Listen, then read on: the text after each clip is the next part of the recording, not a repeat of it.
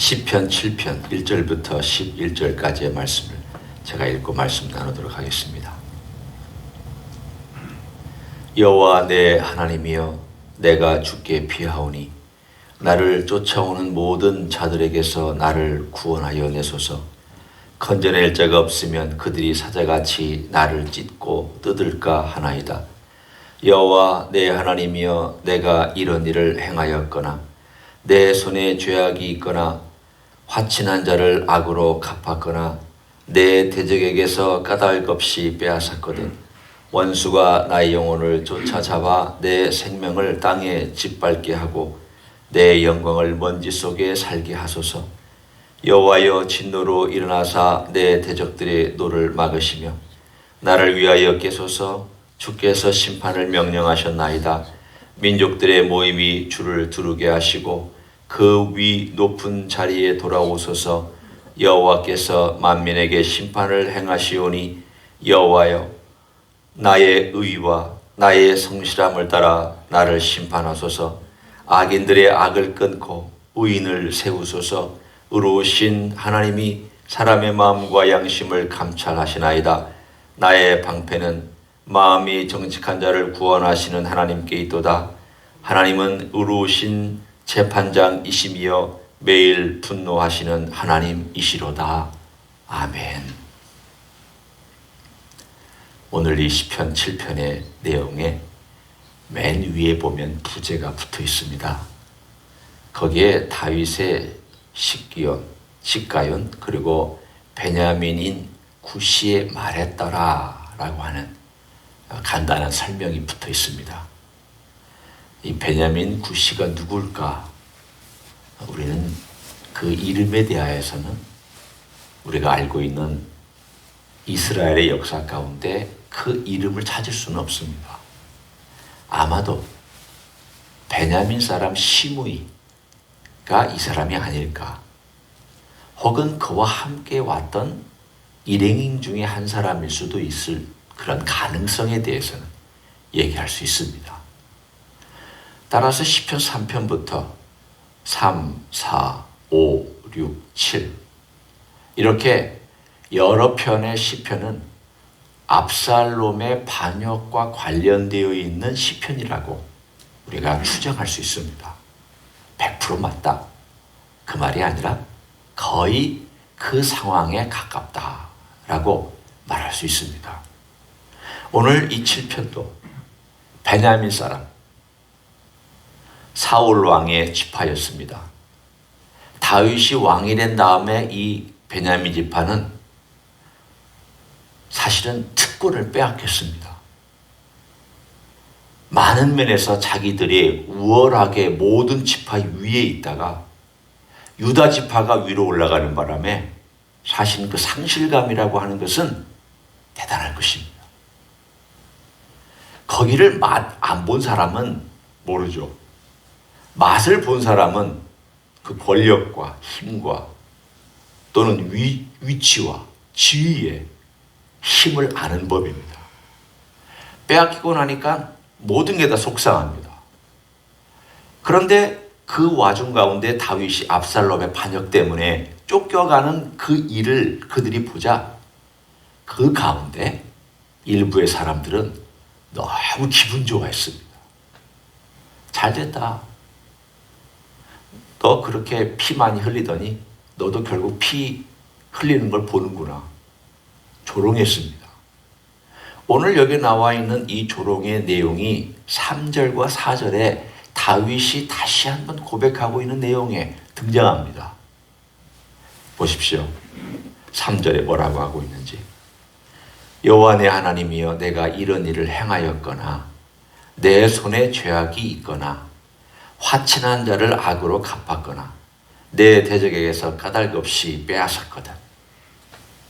다른 말로 바꾸면 하나님, 제가 만약에 내 권력으로 무언가를 찬탈했거나 거짓을 참이라고 얘기하고 참된 것을 거짓이라고 얘기를 했거나 내가 만약 친한 친구 것을 내 권력을 가지고 빼앗아 버렸거나 혹시라도 이런 것이 있으면 하나님, 저만 마땅합니다. 벌받아 마땅하고 하나님 재판받아 마땅하고 그들이 말하는 것이 맞다면 하나님께서 저 그렇게 심판하셔도 괜찮습니다.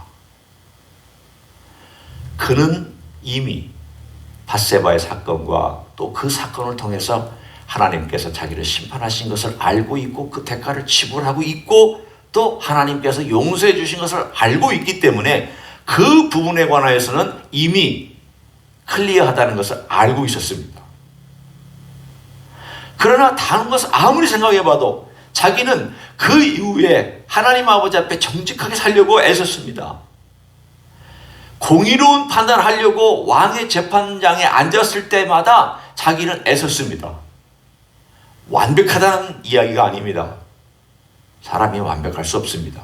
그러나 자기가 알고 있는 한도권에서 자기의 양심을 속이지 아니하며 양심에 부끄럽지 아니하게 왕으로서 친구로서 혹은 자기를 반대하는 사람이라 할지라도 함부로 폭력으로 대하지 아니한 이 모든 일정들과 모든 과정들을 하나님께 다 아뢰며 혹시 하나님 제가 그렇게 행한 것 있으면 저 벌받아 마땅합니다.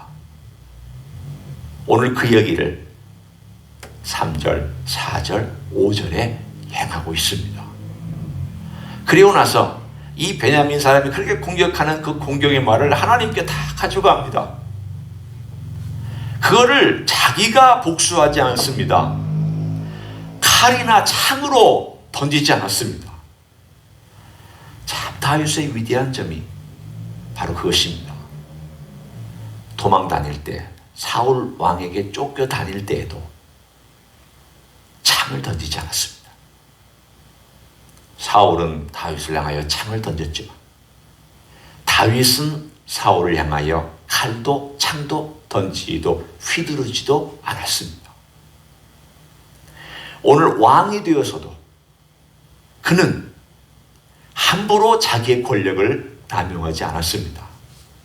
밧세바 사건을 빼고 그의 모든 이야기들을 통하여서 하나님 아버지 앞에 자기의 솔직한 얘기를 하면서 그리고 나서 하나님, 공의 하나님, 하나님께서 개입하여 달라고 기도합니다. 우리는 하나님이 개입하시기 전에 내가 개입해버립니다. 하나님이 역사하기 전에 내가 해버립니다. 내가 화내고 내가 비난하고 내가 비판하고 내가 공의를 실행하고 너 틀렸다라고 얘기를 하고 네 잘못했다고 얘기를 하고 그렇게 우리는 하나님보다 먼저 앞서가서 행해버릴 때가 참 많습니다. 급해서 그렇죠. 그런데 다윗은 그 급한 가운데도 모욕을 당하고 있는 그 가운데도 하나님께 기도하면서 그것을 참아내며 그것을 가지고 오늘 이 7편이 그래서 생겨난 내용입니다. 기도로 바꾸고 있잖아요. 그러나 그 기도의 내용이 현재 있는 상황을 그대로 다 하나님께 아뢰는 내용입니다. 다 알고 있잖아요. 하나님, 베냐민 부씨가 저한테 와서 이렇게 얘기했습니다. 저를 이렇게 고소했습니다. 하나님 고소한 내용이 맞다면 저 맹하자 쌉니다. 그러나 하나님 그렇지 않다면 하나님께서 개입하셔서 역사해 주십시오. 그 내용이 6절부터 우리가 읽은 11절까지 내용입니다. 이 내용을 바꿔 얘기하면 하나님 공의로운 판단으로 개입하여 주십시오. 저의 사건에 개입하여 주십시오. 그런데 오늘 이 이야기 가운데는 놀라운 것들도 숨어 있습니다. 제가 한번 차례대로 한번 같이 살펴보면서 보기를 원합니다. 여호와여 6절입니다. 진노로 일어나사 내 대적들의 노를 막으시며 나를 위하여 깨소서 주께서 심판을 명령하셨나이다. 하나님께서 일어나 달라고 깨어서 개입해 달라고 하나님 이미 심판을 명령하셨다고 그는 확신하고 있습니다. 다른 말로 얘기하면 내가 심판하지 않기로 작정한 내 마음과 내 기도를 하나님께서는 이미 들으셨고 하나님께서 심판을 결정하셨다 라고 그렇게 확신합니다. 대단한 확신입니다. 그리고 7절에 8절에 다윗이 점프하고 있는 것을 봅니다. 시편을 읽다가 어느 순간인가 우리는 깜짝 놀랄 때가 있습니다. 아니 왜 이렇게 스케일이 커졌을까? 자기 이야기 하다가 자기 억울한 이야기 하다가 갑자기 민족들이 나오고 왜 이런 것들이 나올까? 일단 한번 들어보십시오. 민족들의 모임이 줄을 두르게 하시고 그 위 높은 자리에 돌아오소서. 다른 말로 얘기하면 민족들이 우리 주님을 둘러싸고 다 모였을 때에 주님께서 그 민족들 위에 높은 왕의 자리에 돌아오셔서 그 왕의 자리에서 민족들을 심판해 달라고. 자, 여러분이 생각할 때 지금 자기가 코가 석자입니다. 자기가 지금 저 사람의 막 비난의 말을 듣고 있는데 기도하는 가운데 자기 억울함에 대하여 호소하다가 갑자기 하나님 민족들, 열방들, 그리고 그 위에 앉으셔서 통치하시고 그 위에서 모든 공의를 선포해 주시고 모든 재판을 공정하게 내려주십시오. 스케일이 커졌잖아요. 오늘 8절에도 여호와께서 만민에게 심판을 행하시오. 모든 민족들과 모든 사람들을 하나님께서 심판하신다고. 우리는 이 구절을 볼 때 성령님의 감동으로 그가 자기의 사건을 통해서 온 나라와 열방 가운데 하나님의 공의로움을 위하여 기도하고 있구나. 우리도 그럴 필요가 있습니다. 막 내기도 하다가도 하나님 이 땅을 살펴주십시오. 민족들을 살펴주십시오. 주님을 알지 못하는 민족들을 불쌍히 여겨주십시오. 주님을 알지 못해서 죽어가는 저 영혼들을 주님께서 돌봐주십시오. 갑자기 우리의 조그마한 스케일의 기도가 스케일이 넓어질 때 그건 기도의 능력이며 기도의 놀라운 역사입니다. 얼마든지 커져도 됩니다. 다윗처럼 커질 수 있습니다. 그 기도가 어디서 이루어졌느냐? 하나님께서 이 땅 위에 공의를 주시고 공의를 심어주시고 하나님의 공의로 구원해달라고 하는 그 기도가 어디서 이루어졌느냐? 갈보리 언덕 십자가에서 이루어졌습니다. 누가 100% 하나님 앞에 나는 무고하다고 나는 무죄하다고 하나님이 심판하시면 나는 견딜 수 있다고 얘기할 수 있는 사람이 어디 있습니까? 우리 한번 확장해서 보기를 원합니다. 우리가 늘 억울합니까? 아니요, 그럴 때 있습니다. 나는 잘 사는데 누군가로 말미암아 다윗의 경우처럼 억울한 일 당하는 경우도 있습니다. 어떤 때는 내가 잘못해서 당하고 있으면서도 내가 억울하다고 얘기할 때도 있습니다. 왜? 내가 잘못하면 안 보이고 남이 막 자기만 공격하는 걸 보이니까 억울해 죽겠는데 저 사람이 날 공격하니까 나 억울하다고 얘기할 때가 있습니다. 나중에 알고 봤더니 자기가 한번 뒤돌아봤더니 그때 내가 잘못했는데 알고 나서 부끄러울 때 있습니다. 그리고 이 두 가지가 섞여 있는 때도 있습니다. 또 하나의 경우는 정말 신앙인으로서 살고 있으면서 비난받을 때 있습니다. 조롱받을 때 있습니다. 적극적으로 비난하는 사람도 있고 소극적으로 비난하는 사람도 있습니다. 그 믿음이 밥 먹여주냐? 그렇게 살아서 네가 그렇게 이 땅에 살아가는 사람들, 잘 사는 사람들 그렇게 많은데 너는 왜 그렇게도 고생하고 힘들게 살아가느냐? 이런 모든 종류의 것들을 우리가 다 놓고 보면은 우리의 삶 가운데서 억울한 일이 한두 가지가 아닙니다. 예수님 믿는 것 때문에 억울한 일도 있고 자기가 잘못해서 당연히 당하는 그러한 어리석은 일도 있고 또는 정말 그냥 시기와 질투 때문에 그렇게 억울함을 당하는 일도 있고 모든 것들을 다 통틀어서 놓고 볼 때 우리가 이 땅 위에서 공의로운 것이 늘 나타나느냐? 아닙니다. 나타나지 않을 때도 많습니다. 먼저 내가 억울한 일을 당할 때 이것부터 생각합니다. 하나님, 저 억울합니다. 저는 최선을 다했는데 저 사람이 저를 시기하고 질투해서 그렇습니다. 그것조차도 우리는 예수님께서 하시는 기도로 바꿀 수 있습니다. 하나님, 저를 공격하는 자, 저를 힘들게 하는 자 변화시켜 주십시오. 주님 불쌍히 여겨 주십시오. 주님 깨달음 주십시오. 우리의 기도는 이제 용서와 주님의 선과 주님의 사랑을 가지고 기도할 수 있는 그 기도로 바뀔 수 있습니다. 왜? 십자가에서 주님께서 이미 공의를 행하셨으니까. 내 대신 죄의 대가를 다 지불하셨으니까 우리는 주님께 맡길 수 있습니다. 왜? 주님께서 내 대신 모든 걸 지불하셨다면 그 공의도 내 대신 주님께 맡기는 게 당연하지 않습니까? 주님이 내 죄를 위해 돌아가셨다면 내 인생의 모든 것을 다 대가를 지불하고 나를 사서 가져가셨다면, 그 핏값으로 나를 사셨다면 내 모든 억울한 일도 주님께서 대신해 주셔야 되는 건 맞지 않습니까? 내 걸 다 사갔잖아요. 내 건 다 주님 거잖아요. 그럼 당연히 주님이 행하셔야죠. 좋은 일 할 때는 주님께 감사합니다 하고, 힘든 일 있을 때는 막 자기가 가서 다 하면 반은 그리스도인이고 반은 그리스도인이 아닌 거죠. 힘든 일도 주님께, 좋은 일도 주님께, 억울한 일도 주님께, 답답한 일도 주님께, 원망받을 만한 일이나 원망하는 일이나 모든 것도 주님께, 주님이 맡아서 행하셔야죠.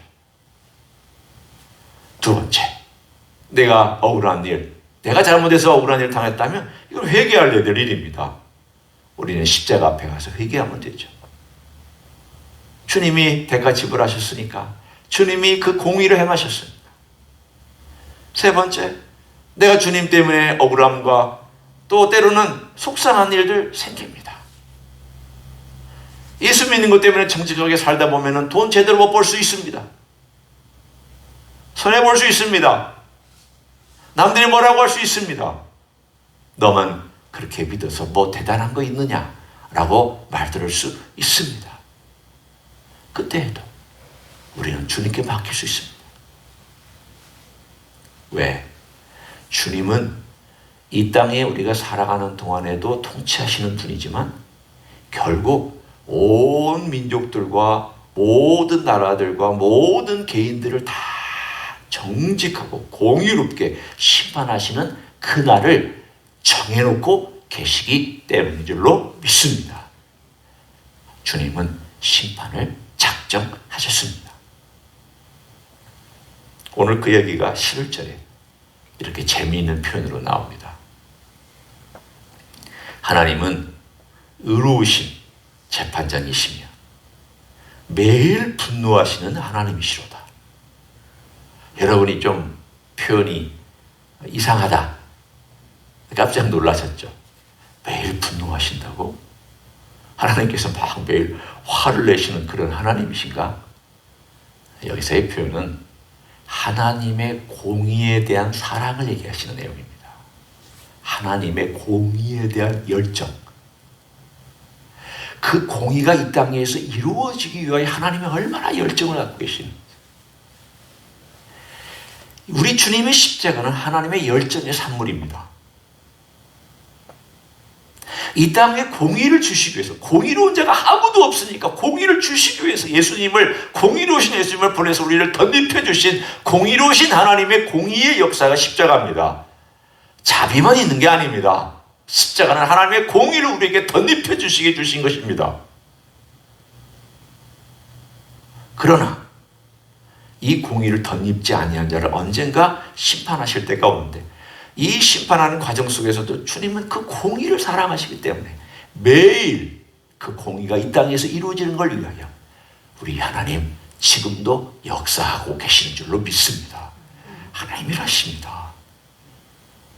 지금도 하나님 일하고 계시는 하나님, 우리 주님 일하고 있고 통치하고 계십니다. 주님 때문에 우리가 기도하면서 주님의 의가 이 땅에 이루어지기를 원합니다 라는 기도는 주의 나라와 의를 먼저 구하라 라는 기도입니다. 하늘에서 이루어진 것 같이 땅에서도 이루어지이다 라고 하는 그 기도입니다. 우리의 기도가 다윗처럼 처음에는 자기 문제에 국한되어 있다가 넓게 하나님의 공의가 이 땅에 이루어지는 것을 위하여 기도하는 그 기도로 확장되는 놀라운 역사가 여러분의 기도 가운데 있기를 예수님의 이름으로 간절히 축원합니다. 기도하겠습니다.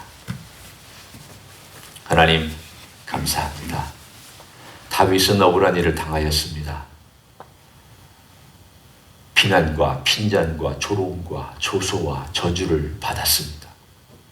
그러나 그는 이 모든 것들을 칼로 창으로 완력으로 복수하지 않았습니다. 오히려 하나님 아버지 앞에 기도로써 아뢰습니다. 내가 과연 저런 말을 들을 만한 사람이었다면 하나님 그렇게 행하여 달라고, 그러나 그렇지 아니하면 하나님 개입하셔서 옳고 그름을 가려달라고 그는 고백하며 기도하였습니다. 그리고 그는 열방 가운데 하나님의 공의가 나타나며 온 민족들 가운데 하나님의 의가 선포되기를 위하여서도 기도하였습니다. 주님, 우리 또한 다윗처럼 우리의 자신의 기도의 제목을 얘기하다가 우리 주님께서 이 땅에 오실 것을 기대하는 기도를 드리며, 또한 열방들이 주님 앞에 재판받고 옳고 그름이 가려지는 그 날을 바라보며 기도할 수 있고, 또한 매일 하나님의 공의로움 때문에 진노하시는 그 하나님의 크심과 개입과 능력과 다스림을 바라보며 기도할 수 있는 하나님의 종들이 되게 하여 주시옵소서. 이제는 우리 구주 예수 그리스도의 은혜와 하나님 아버지의 극진하신 사랑과 성령 하나님 교통하심의 역사가 오늘도 우리 주 예수 그리스도의 다스림과 통치와 공의를 이 땅에 심기 위하여서 지금도 일하시는 우리 주님의 그 놀라우신 은혜 앞에 우리 또한 기도하고 기다리고 주님의 역사와 함께 걸어가기를 원하는 이 자리에 참여한 모든 종들 위에와 주임지 히스교회 위에와 이민교회들과 한국교회들과 선교사님들 위에 이제로부터 영원히 함께 하실지어다. 아멘.